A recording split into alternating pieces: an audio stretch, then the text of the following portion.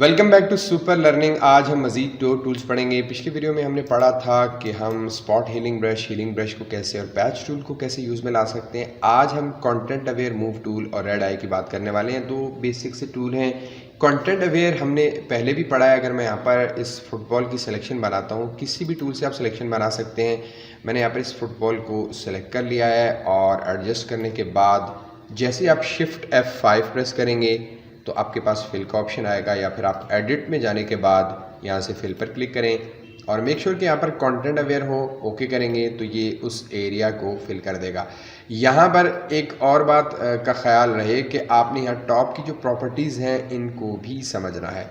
सो मैं यहाँ पर control D for D select कर रहा हूँ तो देखिए उसने उस एरिया को फिल कर दिया है। मैं ये चाहता हूँ कि ये फिल ना करे बल्कि ये मूव करे। हम इस ऑब्जेक्ट को मूव करना चाहते हैं तो उसके लिए हमें एक टूल दिया गया है, वो है कंटेंट अवेयर मूव टूल। जैसे ही आप इस पर क्लिक करेंगे तो यहाँ टॉप पर कुछ प्रॉपर्टीज़ शो हो रही हैं। इसमें आपने अगर मूव करना है, एक्सटेंड में आपको बाद में समझाऊंगा, अगर आपने ऑब्जेक्ट को मूव करना है तो यहाँ से मूव रखेंगे और उसके बाद हम जैसे इसको हल्का सा राइट सा मूव करेंगे, राइट साइड पर या लेफ्ट पे जहाँ भी मूव करना चाह रहे हैं, जैसे क्लिक को आप रिलीज़ करेंगे तो वो इस एरिया को फिल कर देगा और इस ऑब्जेक्ट को राइट साइड पर मूव कर देगा। जैसे मैं control D for D select कर रहा हूँ तो देखिए हमने इस ऑब्जेक्ट को बड़ी आसानी से मूव कर लिया है। इसी तरह अगर मैं यहाँ पर इस बच्चे की सिलेक्शन बनाता हूँ, देखें आप किसी भी टूल से सिलेक्शन बना सकते हैं, लेकिन मैं कंटेंट अवेयर मूव टूल से ही इसकी सिलेक्शन बना रहा हूँ। सिलेक्शन बनाने के बाद जैसे ही इसको आप थोड़ा सा लेफ़्ट साइड पर मूव करें, मेक श्योर कि टॉप पर जो है वो आपका मूव ही रहे, यहाँ पर ये मूव ही रहे, तो ये क्या करेगा, इस ऑब्जेक्ट को लेफ़्ट साइड पर मूव कर देगा। यहाँ पर एक चीज़ का और ख़्याल रखें कि अगर आपका मूव करते हुए बैकग्राउंड डिस्टर्ब हो रहा है तो आप स्ट्रक्चर और कलर को, अगर आप कलर की मैक्सिमम वैल्यू 10 है, मिनिमम 1 है, अपने इमेज के हिसाब से कम या ज़्यादा कर सकते हैं। मेरा इमेज अच्छी क्वालिटी का है तो मैं इसका 7 रख रहा हूँ और स्ट्रक्चर 5 रख रहा हूँ, तो इससे आपका जो बैकग्राउंड है ज़्यादा मुतासिर नहीं होगा। उसके बाद मूव के अंदर दूसरा ऑप्शन आ रहा है एक्सटेंड। एक्सटेंड अगर आपने किसी भी ऑब्जेक्ट को एक्सटेंड करना हो, लाइक मैं अगर इसी बच्चे की सिलेक्शन बनाता हूँ, मेरे पास मूव टूल सेलेक्ट है और सिलेक्शन बनाने के बाद अब देखें हमने ये पूरा ऑब्जेक्ट सेलेक्ट कर लिया है, जबकि मुझे इसकी हाफ बॉडी को एक्सटेंड करना है। तो मैं यहाँ पर इसकी सिर्फ हाफ बॉडी की सिलेक्शन बनाऊंगा ताकि मैं जस्ट उसे ही एक्सटेंड कर सकूँ।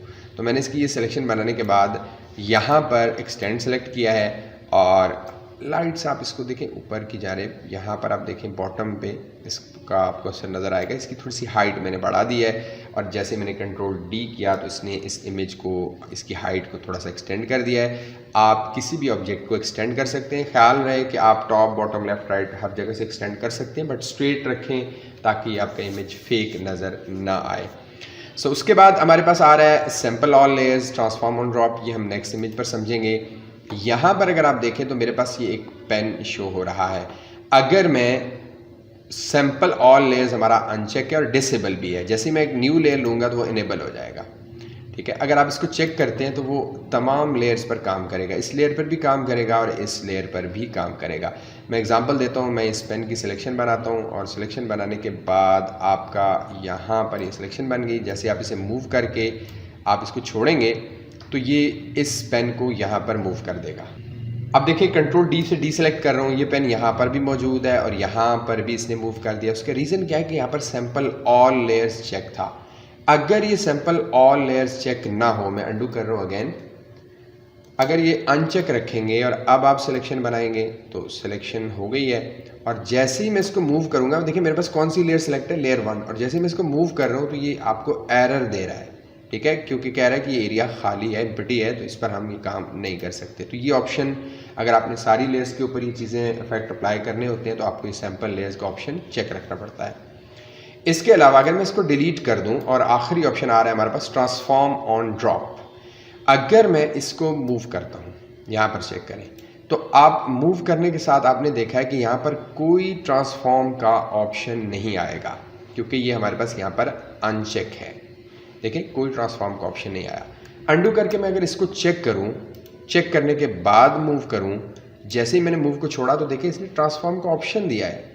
अब आप यहाँ पर इसको मूव करने के साथ साथ आप इसे रोटेट या किसी भी डायरेक्शन में इसके साइज़ को छोटा बड़ा भी कर सकते हैं। तो ये इसका मकसद है। आप उसके बाद ओके पर क्लिक करेंगे। जैसे ओके पर क्लिक करके आप इसको रिलीज़ करेंगे तो ये कुछ प्रोसेस हो रहा है और उसके बाद आप इसको यूज़ कर सकते हैं। तो ये था हमारा कंटेंट अवेयर टूल। अब हम बात कर लेते हैं हमारा नेक्स्ट टूल जो है वो है रेड आई। बहुत सिंपल सा टूल है। आप अक्सर नाइट फ़ोटो शूट करवाते हैं तो आपके आइज़ के अंदर इस तरह के रेड कलर के स्ट्रेंड्स बाकी रह जाते हैं। इनको हटाने के लिए आप यूज़ करते हैं इसी के अंदर next tool red I tool. बहुत सिंपल है। आपने यहाँ पर प्यूपल साइज़ और डार्कन अमाउंट इनको आपने अपनी मर्ज़ी से इमेज की क्वालिटी से कम ज़्यादा करके चेक कर लेना है।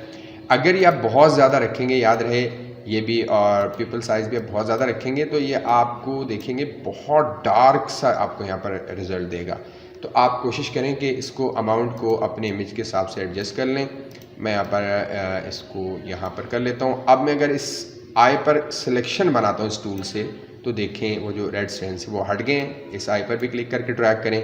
बहुत सिंपल टूल है ये। आई होप ये वीडियो आपको अच्छी लगी होगी। अच्छी लगी है वीडियो तो लाइक कर दें। मज़ीद वीडियोज़ के लिए कमेंट सेक्शन में रब्ता करें। Thank you so much.